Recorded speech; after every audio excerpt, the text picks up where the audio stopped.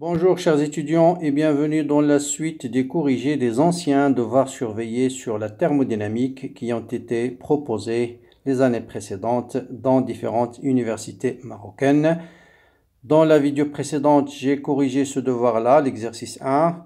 Maintenant, je vais essayer d'entamer l'exercice 3 et je vous donne les résultats de l'exercice 2 parce que c'est pratiquement identique à l'exercice 1.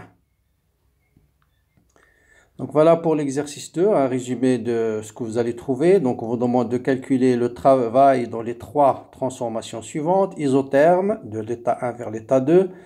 Toujours de l'état 1 vers l'état 2, mais en faisant une transformation isocore plus isobar, ou bien isobar plus isocore. Donc là, bien sûr, l'énoncé est dans la description de la vidéo. Je vous laisse le soin de faire. C'est exactement le même calcul que l'exercice 1.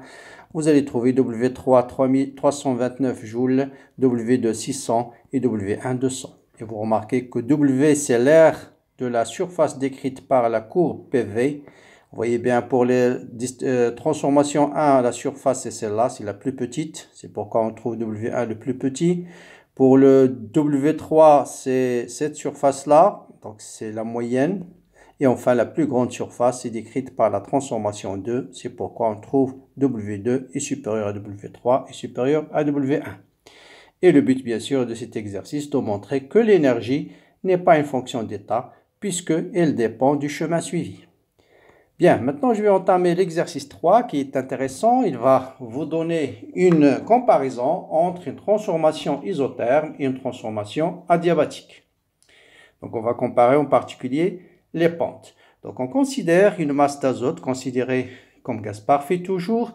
À l'état A, donc le gaz est comprimé de façon isotherme réversible jusqu'à l'état B, toujours bien noter l'état initial, l'état final.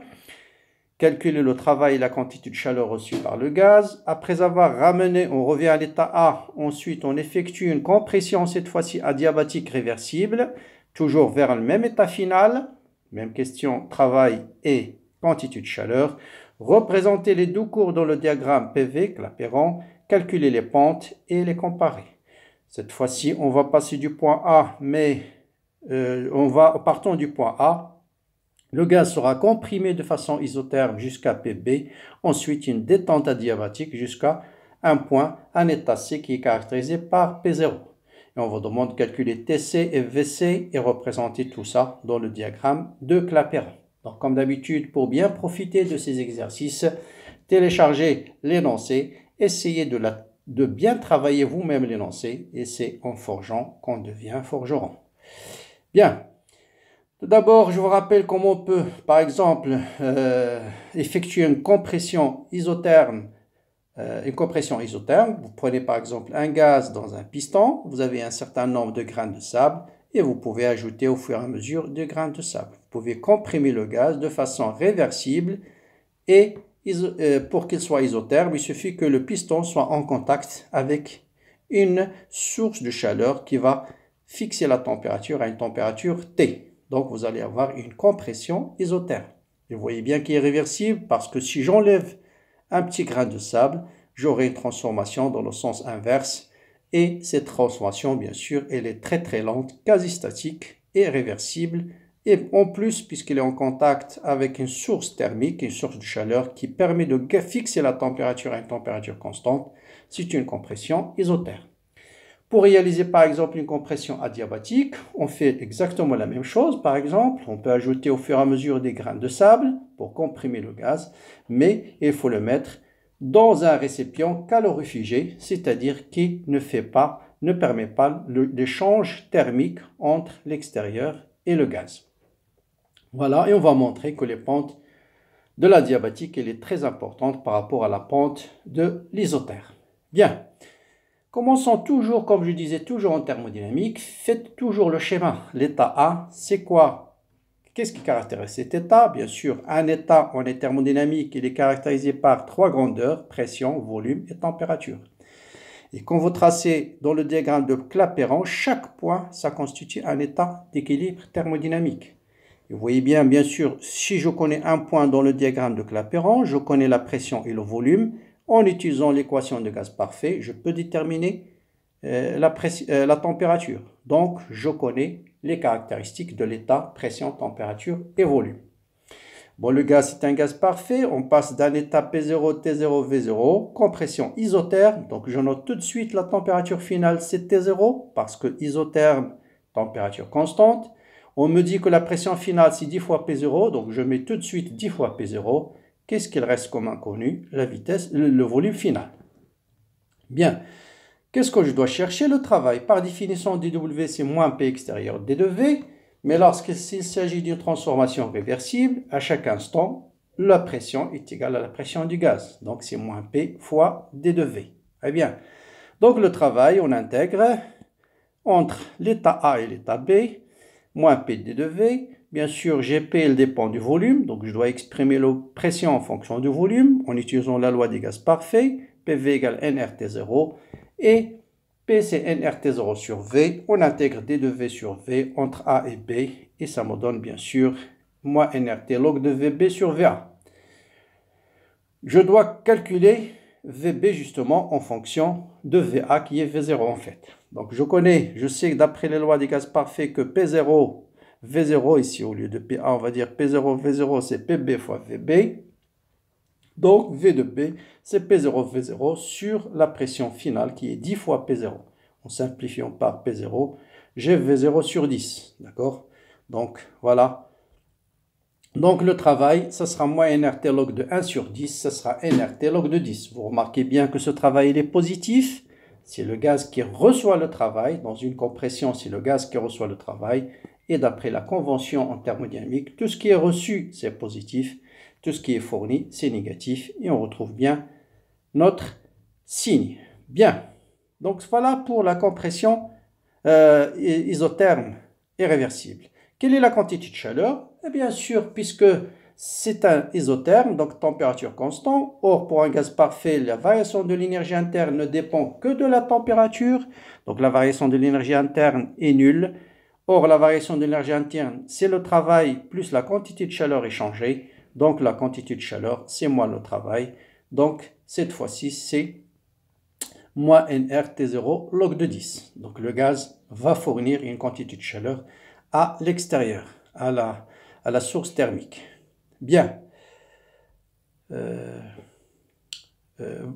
Voilà. Bien.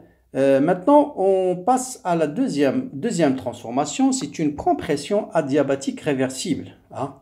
Tout de suite, qui dit adiabatique, dit la quantité de chaleur échangée, elle est nulle. Donc, je passe toujours de P0 à 10 fois P0. Maintenant, je connais ni la température finale, ni le volume final. Qu'est-ce qu'on me demande de calculer? Le travail. Là, vous avez deux façons de calculer le travail. Je vous donne ici la première méthode et à la fin de la vidéo, je vous donne la deuxième. Donc, vous savez toujours pour un gaz parfait que la variation de l'énergie interne, c'est NCV. CV, c'est la chaleur spécifique molaire, facteur de T final moins T initial, qui est égal au travail plus la chaleur échangée. Transformation adiabatique, la chaleur échangée, c'est nul. Donc, tout de suite, égal au travail. Donc, si je connais CV, tout ce qu'il me reste comme inconnu, c'est la température finale. Je sais l'équation de l'adiabatique, PV à la puissance gamma égale une constante. Donc, je l'utilise pour déterminer la température. Je vous rappelle que x puissance n, le tout à la puissance 1 sur n, c'est égal à 1. En fait, ça nous permet de déterminer le volume final. Donc, je remplace d'abord P final par 10 fois P0. Je simplifie par P0. Et je trouve que V' à la puissance gamma, c'est V0 à la puissance gamma sur 10. J'enlève tout à la puissance 1 sur gamma. Et je trouve V0 fois 10 à la puissance moins 1 sur gamma. Donc voilà le volume final. Maintenant pour la température, j'utilise la loi des gaz parfaits. Bien sûr, ici vous avez plusieurs façons d'y arriver à le résultat final. C'est pourquoi je vous conseille toujours de faire votre propre solution. Il y a peut-être des solutions beaucoup plus rapides que celles que je vous propose. Donc pour la température, bien sûr, vous utilisez la loi des gaz parfaits, PV égale nRT. Je connais la pression finale, je connais le volume final, donc je peux déterminer la température finale. Donc voilà, en simplifiant en remplaçant V'B par sa valeur, donc ça me donne P0 V0 sur NR, et P0 V0 c'est nRT0, donc je peux le remplacer par nRT0, je simplifie par NR, et qu'est-ce qu'il me reste?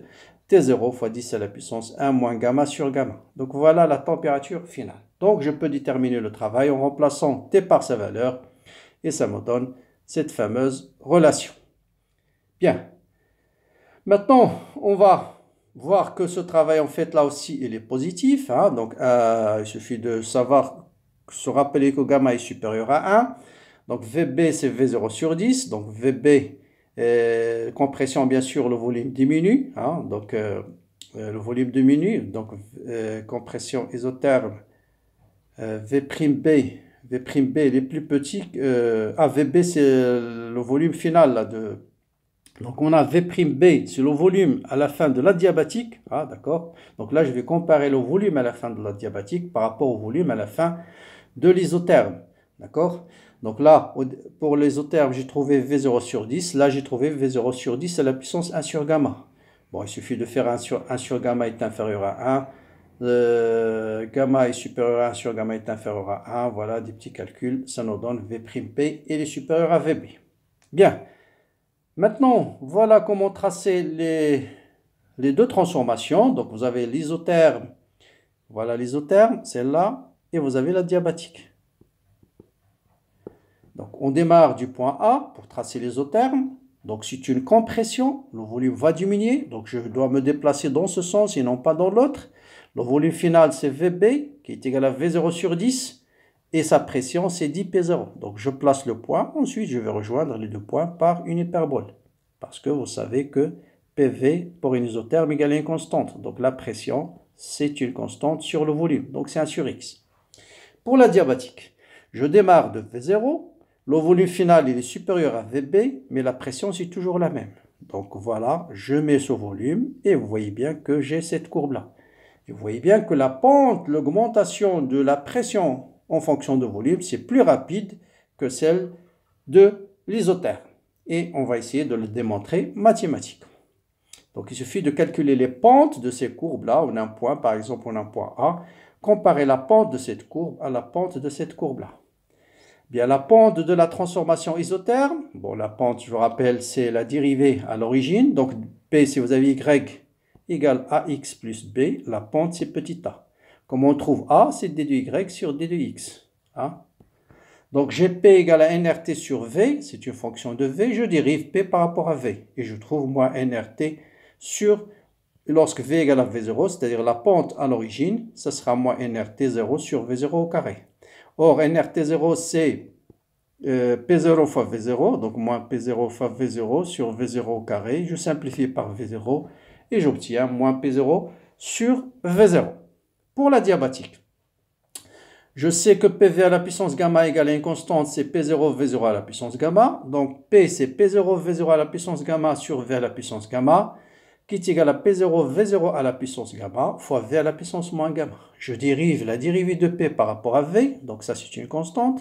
La dérivée de V à la puissance moins gamma, c'est moins gamma V0 à la puissance moins gamma moins 1, donc qui est égal à moins gamma, donc V0 à la puissance gamma fois V0 à la puissance moins gamma, donc gamma moins gamma ça sont 20, il reste V0 à la puissance moins gamma. Donc ça me donne moins gamma fois P0 sur V0. Donc la pente pour la diabatique, l'isotherme, c'est moins P0 V0. Pour la diabatique, c'est gamma fois. Donc, on sait que gamma est supérieur à 1. Donc, la pente de la diabatique est supérieure à la pente de l'isotherme. Voilà, en fait. Donc, voilà la pente. C'est la tangente. C'est la pente, c'est tangente cet angle, en fait. Voilà la pente. Je trace la tangente. Et la pente, c'est cet angle-là. Plutôt tangente cet angle, plus exactement. Et vous voyez bien que ces pentes-là, alpha 1, il est plus petit que alpha 2. Donc la pente de la diabatique, elle est supérieure à la pente de l'isotherme. Bien. Troisième question, je passe de A vers un état C, toujours par une compression isotherme, la même que précédemment. Ensuite, suivi d'une détente adiabatique. Cette fois-ci, c'est une détente. Le volume va augmenter. D'accord? On va calculer le volume final et la température finale. Bon, on sait que VB, c'est V0 sur 10. Donc, pour déterminer VC, il suffit d'utiliser PC, VC à la puissance gamma égale à PB, VB à la puissance gamma. Donc, je sais que PB, c'est 10 fois P0. Et VB, je sais que c'est V0 sur 10. À la puissance gamma, ça sera V0 à la puissance gamma sur 10 à la puissance gamma.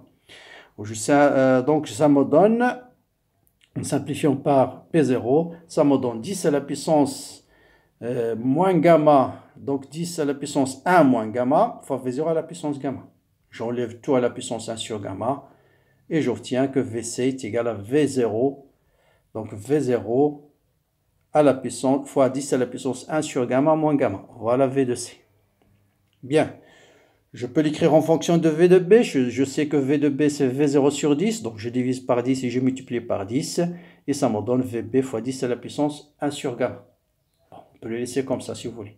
Pour TC, je connais la pression finale à l'état C. Je connais son volume. Et je connais la pression. Donc je peux déterminer TC. Donc P0, c'est la pression finale, fois le volume qui est V0, 10 à la puissance, est égal à nRTC. Donc j'obtiens tout de suite TC. C'est T0. Vous voyez, c'est juste bien manipuler les formules, loi des gaz parfaits, savoir quelle formule utiliser. Est-ce que l'isotherme adiabatique, c'est ça. Et en général, la thermo, c'est pas très compliqué. Bien.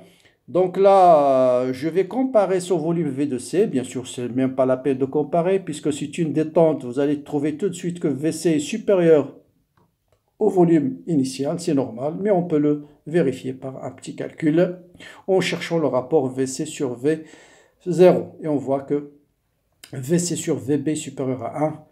Donc, c'est bien sûr une détente. Maintenant, pour la construction, donc vous voyez toujours, je démarre de l'état initial A et j'arrive vers l'état final B. Ça, c'est l'isotherme. Compression isotherme. À partir de l'état B, on vous dit on fait une détente. Donc vous voyez bien que VB, le volume va augmenter. Donc une compression, le volume diminue. Je me déplace dans ce sens-là. Une détente, je me déplace dans le sens inverse. Le volume augmente. Il suffit de chercher la pression finale pour voir où il faut s'arrêter. Donc là, le volume il est entre les deux. Et puisque la pression finale c'est P0, donc je mets ici un point et je rejoins les deux par une hyperbole. Et ça me donne une hyperbole et ça me donne la diabatique.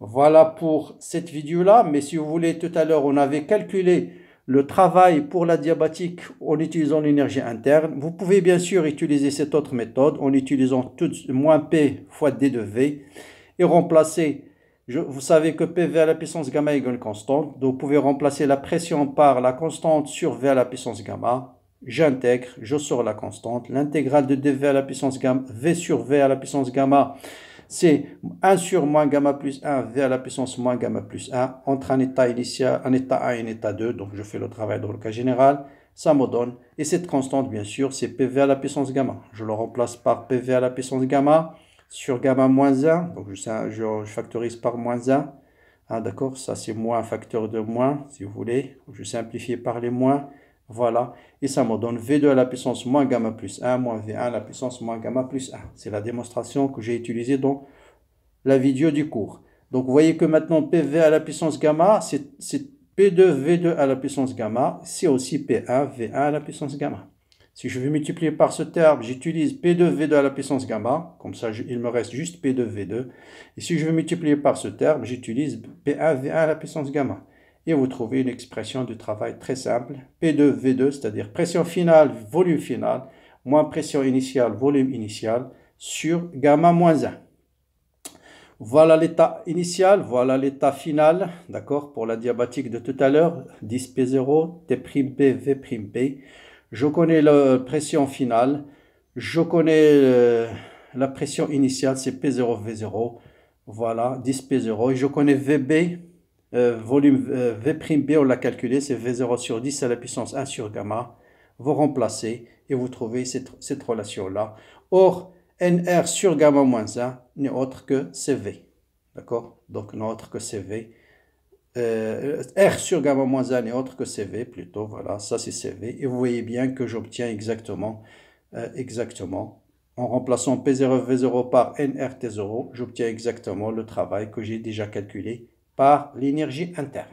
Vous voyez, donc on peut calculer de deux manières. Soit j'utilise l'énergie interne pour la diabatique, soit je calcule le travail directement par l'intégrale P de V et j'utilise PV à la puissance gamma égale une constante. Vous avez les deux façons et bien sûr le résultat final, il est le même. Voilà pour ce devoir-là. J'espère qu'il va vous aider à bien entamer votre cours de thermodynamique. N'hésitez pas bien sûr à partager cette vidéo avec vos amis, la commenter et vous abonner à la chaîne pour recevoir toutes les nouvelles notifications. Voilà, bon courage et à bientôt.